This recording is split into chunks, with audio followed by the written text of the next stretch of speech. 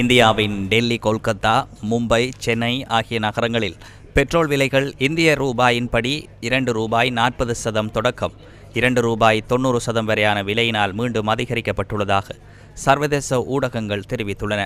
தென்னிந்தியாவின் சென்னையில் 1 லிட்டர் பெட்ரோலின் புதிய விலை இலங்கை ரூபாயில் ₹376.5 ஆகும். சென்னையில் 1 லிட்டர் டீசலின் புதிய விலை இலங்கை ரூபாயில் ₹347.60 ஆகும். உலக சந்தையில் மசகு எண்ணெய் விலை உயர்மட்டத்தில் இருந்த போதிலும் பல வாரங்களாக இந்திய எரிபொருள் விற்பனை நிறுவனங்கள் பழைய விலையிலேயே பெட்ரோல் டீசலை நுகர்வோருக்கு விற்பனை செய்ததாக இந்திய ஊடகங்கள் சுட்டிக்காட்டுகின்றன.